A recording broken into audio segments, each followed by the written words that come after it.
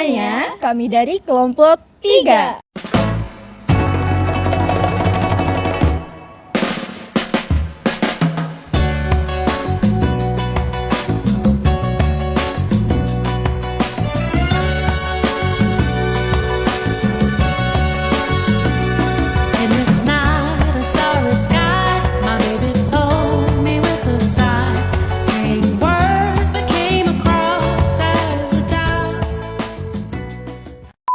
Hai, aku Syafira.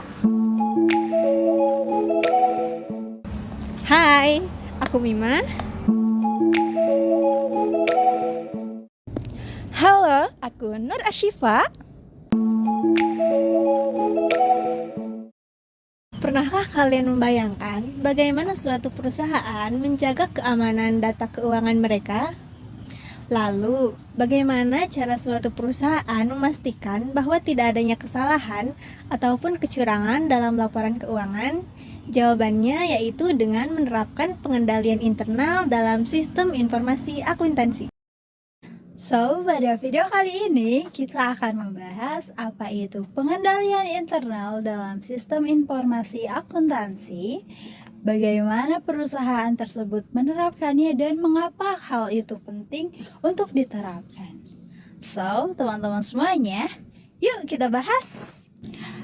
Baik teman-teman, sebelum kita memasuki ke pengendalian internal, kita harus paham dulu apa sih sistem informasi akuntansi itu. Sistem informasi akuntansi atau SIA adalah sistem yang menggabungkan teknologi informasi dan akuntansi untuk mengelola data keuangan perusahaan. SIA dapat membantu perusahaan dalam mengumpulkan, mencatat, mengolah, dan menjanjikan informasi keuangan. Kamu tahu gak sih apa itu pengendalian internal dalam SIA? Tahu dong. Pengendalian internal merupakan suatu rangkaian kebijakan atau prosedur yang dimana untuk memastikan data keuangan suatu perusahaan itu aman, akurat, dan dapat dipercaya. Nah, tujuan utama dari pengendalian internal dalam sistem informasi akuntansi yang pertama yaitu untuk melindungi aset perusahaan dari kecurangan ataupun pencurian.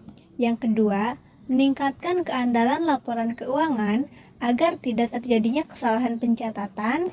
Yang ketiga, memastikan kepatuhan terhadap regulasi seperti standar akuntansi dan juga hukum perpajakan.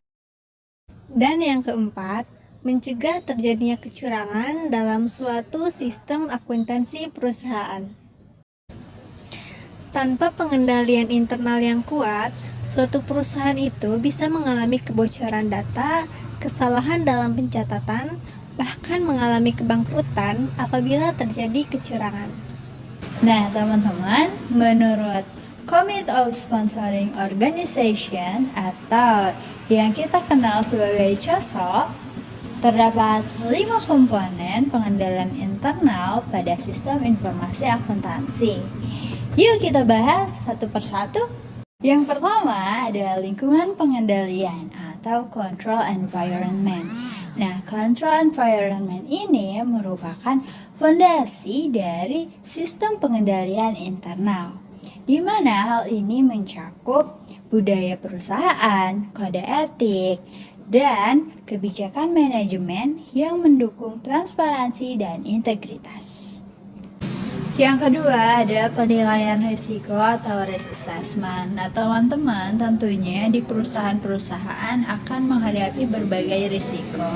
Contohnya seperti kesalahan penulisan atau pencatatan, kemudian ada serangan cyber dan manipulasi data. Nah, penilaian risiko ini akan berperan penting untuk mengidentifikasi risiko-risiko sebelum risiko itu terjadi. Yang ketiga ada aktivitas pengendalian atau control activities. Nah, ini adalah prosedur yang diterapkan untuk mengurangi risiko seperti pemisahan tugas, penggunaan enkripsi data, dan persetujuan manajerial untuk transaksi besar. Kemudian yang keempat ada informasi dan komunikasi atau information and communication. Nah, sistem akuntansi ini harus menyediakan laporan keuangan yang akurat dan dapat diakses oleh pihak yang berwenang.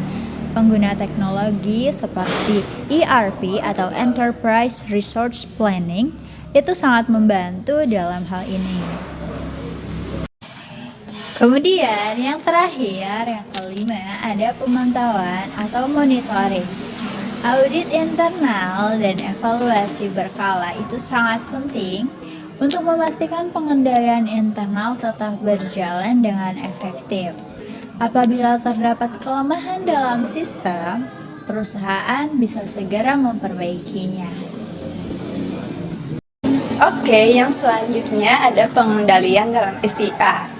Pengendalian internal dalam SIA bisa dibagi menjadi 3 jenis utama loh.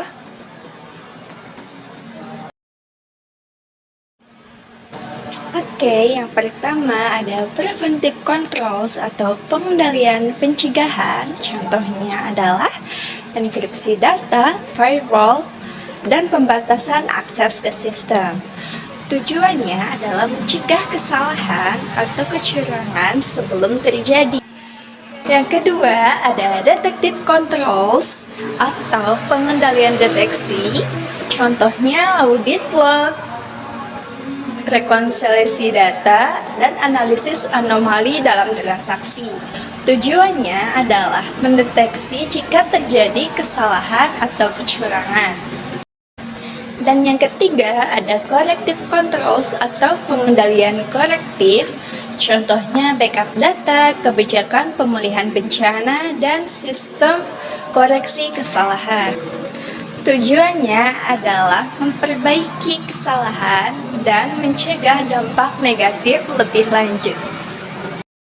Berikutnya yaitu studi kasus penerapan sistem pengendalian internal. Yang pertama yaitu ada kasus yang gagal yang terjadi di perusahaan Enron pada tahun 2001, di mana perusahaan Enron itu mengalami kebangkrutan yang paling besar di Amerika Serikat. Perusahaan itu melakukan manipulasi terhadap laporan keuangan, di mana manajemen menyembunyikan utang perusahaan yang sangat besar dan juga melaporkan laba perusahaan yang palsu.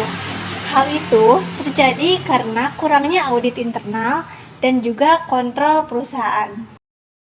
Yang kedua yaitu ada studi kasus yang berhasil dalam penerapan sistem pengendalian internal, yaitu di perusahaan Coca-Cola. Seperti yang kita ketahui, perusahaan Coca-Cola merupakan perusahaan yang besar di mana mereka memiliki cabang di setiap negara. Nah, untuk mengimplementasikan sistem pengendalian internal dengan baik, mereka menggunakan sistem ERP. Dengan sistem ini, perusahaan itu dapat mengintegrasikan sistem akuntansi dari berbagai negara. Lalu dengan penerapan sistem ini, maka perusahaan itu mempermudah dalam menyusun laporan keuangan, meningkatkan transparansi, dan meminimalisir dalam kesalahan pencatatan. Oke, baik teman-teman.